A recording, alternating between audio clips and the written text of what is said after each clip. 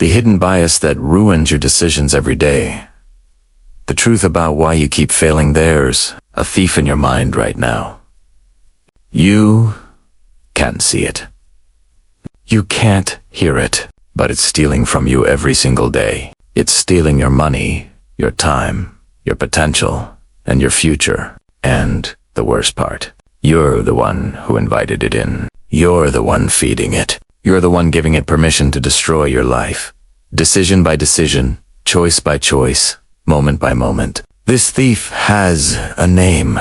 It's called cognitive bias. And by the time we're done here, you're going to understand why 90% of your bad decisions aren't actually bad luck. They're the predictable result of a broken thinking pattern that you've been carrying around your entire life without even knowing it. Let me tell you about a man I knew decades ago. Brilliant guy, top of his class at one of the best universities in the country. Started his career making 6 figures right out of school. Had everything going for him. 10 years later, he was broke. Not just broke, but drowning in debt, living paycheck to paycheck. Couldn't understand what went wrong. He blamed the economy. He blamed his bosses. He blamed the market. But the real problem, he had a bias that was killing him.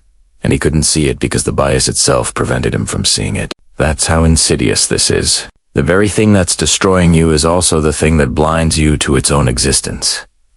Here's what happened to him. Every time he got a raise, he upgraded his lifestyle. New car, bigger apartment, expensive restaurants, designer clothes.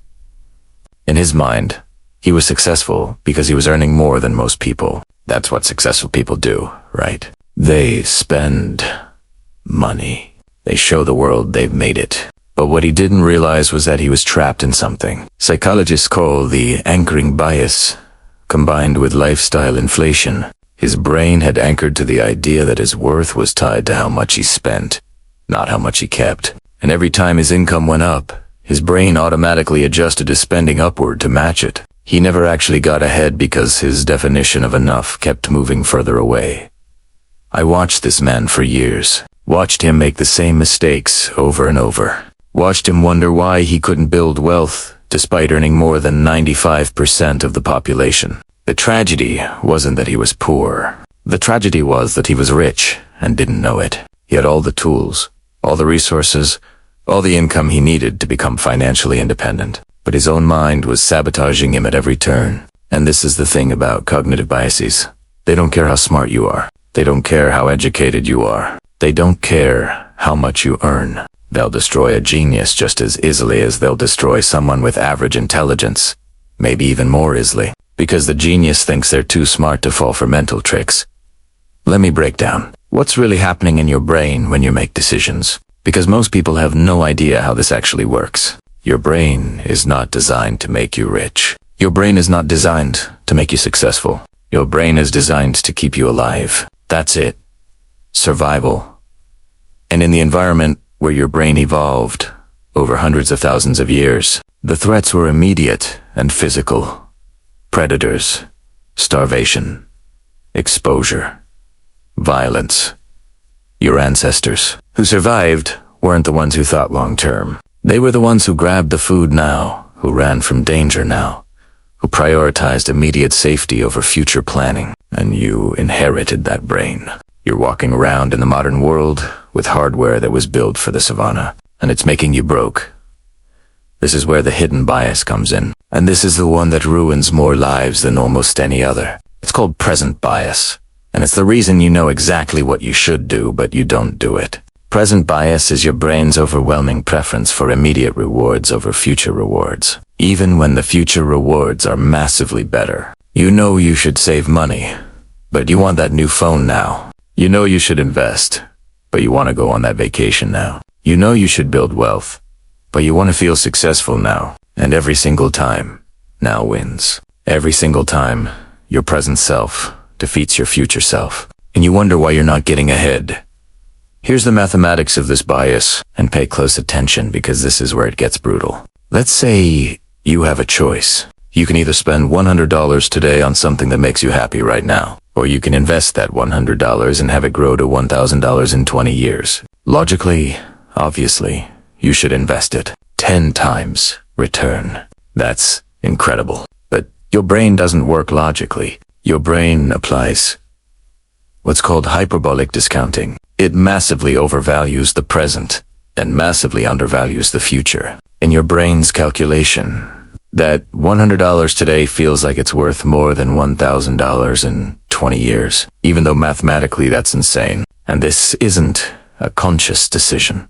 This is happening automatically, beneath your awareness, influencing every financial choice you make.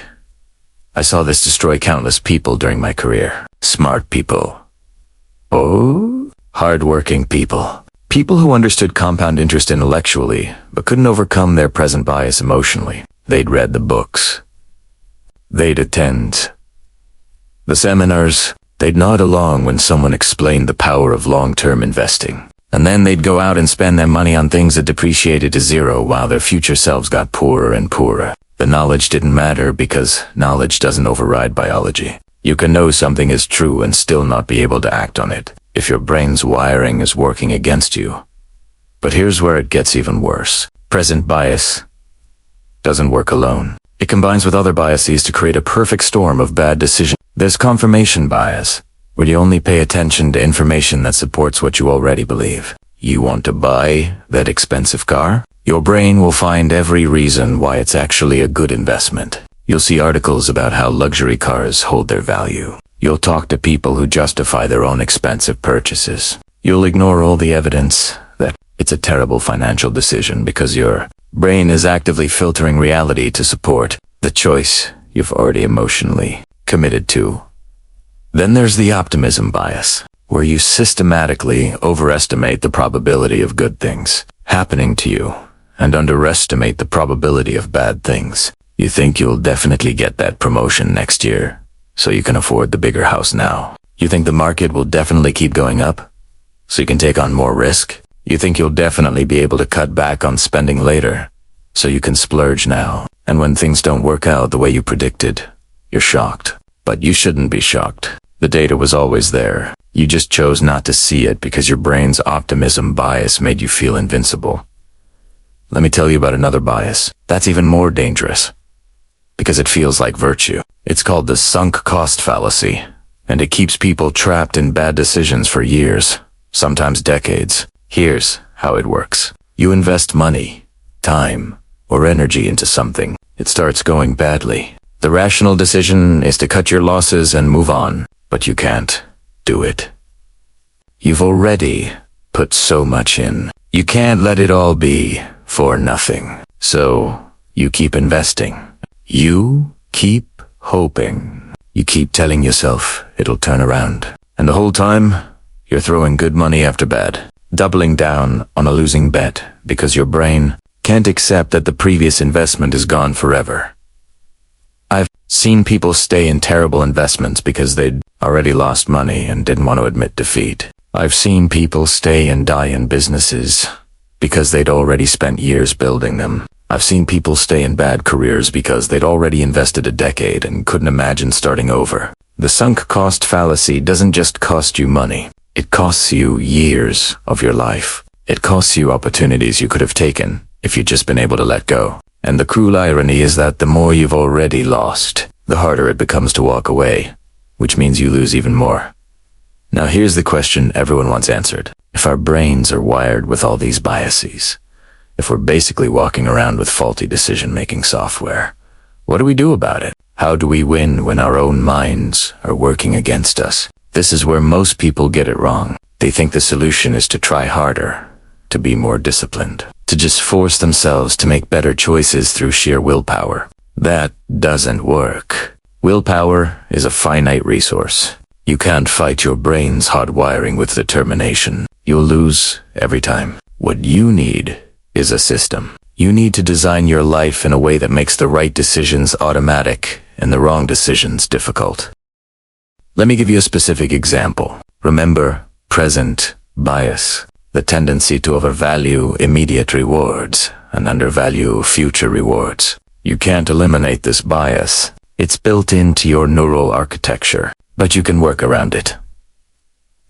How? By making the future immediate. Instead of thinking about retirement as some abstract thing 40 years from now, you calculate exactly what it means today. You figure out that every $100 you don't save today is $1,000 you won't have later. You make that trade-off visceral and real. You imagine your future self, broke and desperate, looking back at present you with hatred and regret. You make the future so vivid, so emotionally charged, that it starts to compete with the present for your brain's attention.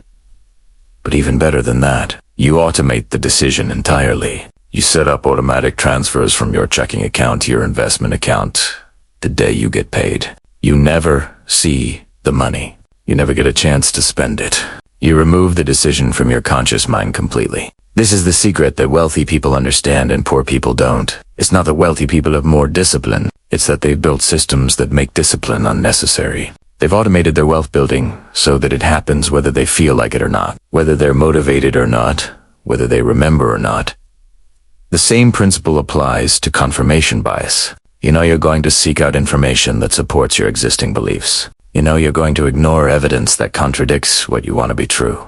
So you build in safeguards. You actively seek out people who disagree with you. You look for the strongest arguments against your position, not the weakest. You assume you're wrong until you can prove you're right, not the other way around. You create a personal board of advisors, people you trust who will tell you the truth even when it hurts, even when it means you'll be angry at them. You make disagreement and criticism part of your decision-making process, instead of something you avoid. For the optimism bias, you plan for the worst case, not the best case. You ask yourself, what happens if I'm completely wrong about this? What happens if everything goes badly? Can I survive that outcome? If the answer is no, you don't take the risk, no matter how confident you feel. You build in margins of safety. You save more than you think you need. You invest more conservatively than the optimists tell you to. You assume the market will crash, that you'll lose your job, that unexpected expenses will appear, because they will. The pessimist who prepares survives. The optimist who doesn't dies. It's that simple. And for the sunk cost fallacy, you create a decision rule in advance. You decide before you invest a single dollar at what point you'll walk away. You write it down. You make it a commitment. And when you hit that point, you execute it automatically, no matter how much it hurts, no matter how much you've already lost. You treat past costs as irrelevant because they are irrelevant. The only question that matters is, what's the best decision from this point forward? Everything that happened before is gone. You can't get it back. The only thing you control is what happens next. But here's the deepest truth about biases. The thing that most people never understand. The real danger isn't the obvious biases. It's not present bias or confirmation bias or optimism bias. The real danger is meta bias, the bias that tells you you don't have biases. This is the most destructive cognitive error of all, and almost everyone falls for it. You read about cognitive biases. You recognize them in other people. You see how they make dumb decisions because they're blinded by their own mental shortcuts? But somehow, magically, you think you're different. You think you're the exception. You think you're too smart, too aware, too careful to fall for the same traps. And that belief, that certainty that you're immune, is itself a bias. It's called a biasy blind spot, and it's the one that keeps all the others in place. I've met hundreds, maybe thousands of highly intelligent people over my lifetime. Doctors, lawyers, engineers, professors, executives, people with genius-level IQs, and the smartest among them, the ones who actually built lasting wealth and success, weren't the ones with the highest intelligence. They were the ones with the most humility. They were the ones who assumed they were wrong about everything until proven otherwise. They were the ones who treated their own thinking with suspicion, who questioned their own motivations, who looked for their own biases the way a detective looks for clues at a crime scene. They knew they couldn't trust themselves completely, so they didn't. They built systems. They sought counsel. They went slow. They checked and double-checked. And they won because they respected the enemy, even when the enemy was their own mind. Let me tell you what this looks like in practice. Because abstract understanding doesn't change behavior. You need concrete examples. You need to see how someone actually lives differently when they understand biases and takes them seriously. Imagine you're considering a major purchase. Maybe it's a car. Maybe it's a house. Maybe it's a business investment. Most people approach this decision emotionally first. They see something they want. They imagine owning it. They start to feel excited. Their brain releases dopamine. They're already committed before they've looked at a single number. Then they gather information, but only information that confirms they should buy it. They talk to people who'll agree with them. They focus on the benefits and ignore the costs. They convince themselves this is a smart decision when really it's just an emotional impulse, dressed up in rational clothing. Someone who understands biases does the exact opposite. They start by assuming the purchase is a mistake. They actively look for reasons not to do it. They calculate the true cost. Not just the sticker price, but the opportunity cost. What else could they do with that money? If they invested instead, what does it become in 10 years? 20 years? 30 years? They force themselves to wait. They implement a rule that says they can't make any major purchase for at least 30 days after they first consider it. They use that time to let the emotional charge dissipate. They show the numbers to someone who has no stake in the decision and ask for brutal honesty. And only after all of that, if the decision still makes sense, if it survives every filter and every criticism, then maybe they proceed. But most of the time, they don't. Most of the time, the 30-day waiting period kills the desire. The initial excitement fades. They realize they didn't actually need it. They saved themselves from a massive mistake by simply building in friction between impulse and action. This applies to investments too, and this is where biases destroy the most wealth. The market goes up. Everyone's making money.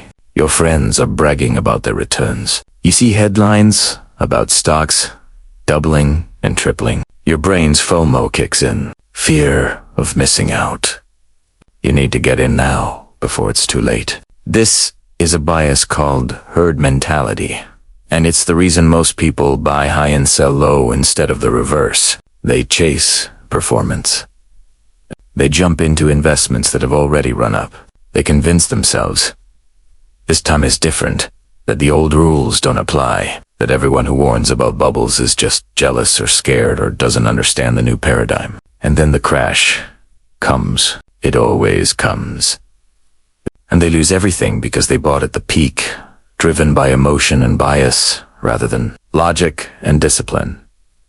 The person who understands biases sees the same situation completely differently. When the market is euphoric, they get cautious. When everyone is buying, they start selling. When people are calling them stupid for not participating in the mania, they're accumulating cash and waiting. They know that herd mentality means the herd is usually wrong at the extremes. They know that when everyone believes the same thing, when there's total consensus, that's usually the moment of maximum danger. So they do the opposite. They're greedy when others are fearful and fearful when others are greedy, as the saying goes. Not because they're contrarian for the sake of being contrarian, but because they understand that their own brain and everyone else's brain is wired to make predictable mistakes at predictable times. Here's another bias that ruins people financially, and it's one of the sneakiest. It's called the endowment effect. This is the tendency to overvalue things simply because you own them. You buy a stock for $50. It goes up to $100. Logically, you should treat that stock the same as any other investment opportunity. Would you buy it today at $100? If the answer is no, you should sell it. But you don't sell it because it's yours. You've owned it. You've watched it go up. You feel attached to it. In your mind, it's worth more than $100 because it's your stock, not someone else's. So you hold Italiano and then it drops back to 50 and you still don't sell because now you're waiting for it to get back to 100. You've fallen into the sunk cost fallacy on top of the endowment effect. You're making decisions based on irrelevant emotional attachments instead of current reality.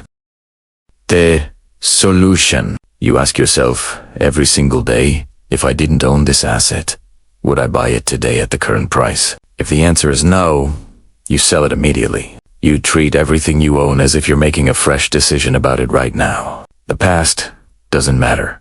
What you paid doesn't matter. How long you've held it doesn't matter. The only question is whether it's the best use of your money going forward. This is incredibly hard to do because it requires you to constantly reevaluate, to constantly be willing to admit you were wrong, to constantly let go of things you've become attached to. But it's the only way to make rational decisions in an irrational market.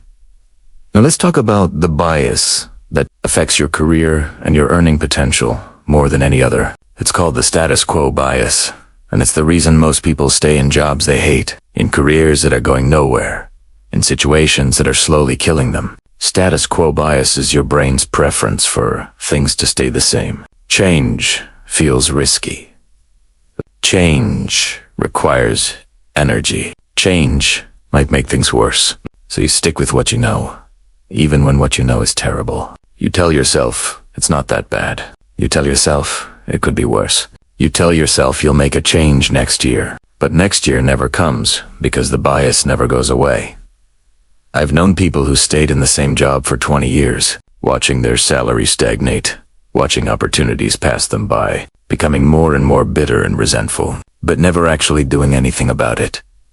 Why? Because the pain of change seemed greater than the pain of staying. They'd have to update their resume. They'd have to go on interviews. They'd have to learn new systems, meet new people, prove themselves all over again. The current situation was comfortable in its familiarity, even if it was slowly destroying their financial future. And year by year, the status quo bias got stronger because they had more invested in the current situation. They had seniority. They had relationships. They had routines. The longer they stayed, the harder it became to leave, which meant they stayed even longer. The way to break status quo bias is to flip the framing. Instead of asking yourself why you should change, ask yourself why you should stay. Force yourself to make a positive case for the current situation. Not just it's familiar or it's comfortable or I don't want to deal with change. A real case. A real case is this job, this career, this path, actually getting you closer to your goals. Is it building your skills? Is it increasing your income? Is it creating opportunities? If you can't make a strong affirmative case for staying, then you know you need to go. The default should be change, not staying. You should have to convince yourself to stay, not convince yourself to leave. But here's the ultimate insight about cognitive biases. The thing that changes everything once you really understand it. Biases aren't character flaws. They're not signs of weakness. They're features of human cognition, built in during our evolutionary history because they solved real problems in the ancestral environment. Present bias kept our ancestors alive by making them prioritize immediate food and safety. Confirmation bias helped them maintain social cohesion by reinforcing group beliefs. Optimism bias gave them the confidence to take necessary risks. Status quo bias prevented them from abandoning strategies that were working. These biases were adaptive ones. They're just maladaptive now, in an environment they weren't designed for. Understanding this changes how you relate to your own mind. You stop getting angry at yourself for having biases. You stop thinking you can eliminate them through willpower or intelligence. You accept them as part of the hardware, and then you build software around the hardware. You create systems that account for your biases. You design your environment to make good decisions easy and bad decisions hard. You automate as much as possible. You seek outside perspectives. You slow down. You check yourself constantly. You assume you're wrong about everything important until you've verified it multiple ways. This is what wealthy people do that poor people don't. It's not that they have better brains. It's not that they're smarter or more disciplined or more hardworking. It's that they've accepted their own limitations and built around them. They know they can't trust their gut, so they trust their systems instead. They know they're subject to biases, so they create processes that catch the biases before they turn into mistakes. They know they're human, which means they're flawed, which means they need help. And that humility, that acceptance of limitation, is what makes them successful. Let me give you one final example, the most important one. It's about the bias that determines whether you'll take any of this seriously or whether you'll just dismiss it and go back to making the same mistakes you've always made. It's called the illusion of explanatory depth. And it's your tendency to think you understand things better than you actually do. You hear about cognitive biases. You read this. You think, yeah, I get it.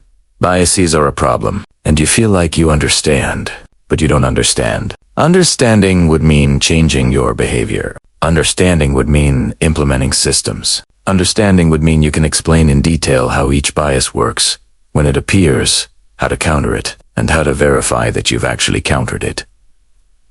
Most people never get past the surface. They collect information like they're collecting baseball cards. They like the feeling of learning. They like thinking of themselves as knowledgeable, but they never apply anything. They never test whether their understanding is real or illusory. And this is the final bias, the one that keeps all the others in place. You think knowing about biases is the same as overcoming them. Not. Knowing about biases is just the starting line. The real work, the work that actually changes your life, is what comes after. So here's what you do. You pick one bias. Just one. You study it deeply. You learn every way it manifests. You watch for it in your own thinking. You catch yourself making biased decisions. You interrupt the pattern. You replace it with a system. You do this for weeks, months, until the new pattern becomes automatic. And then, only then, you move on to the next bias. You don't try to fix everything at once, because you can't. Your brain will resist. Your old patterns will reassert themselves. You need to go slow, build gradually, make each change permanent before adding another. This is a lifelong project. I'm 99 years old, and I'm still catching biases in my own thinking. I'm still finding blind spots. I'm still discovering ways I'm wrong about things I was sure I was right about. The difference between now and when I was young is that I expect to find these errors. I look for them. I'm grateful when someone points them out because every bias I uncover and correct is money saved, time saved, suffering avoided. This is the game. Not being perfect. Not eliminating all biases, but catching them faster, correcting them sooner, and building systems that make you less vulnerable to them over time. Your brain is both your greatest asset and your greatest liability.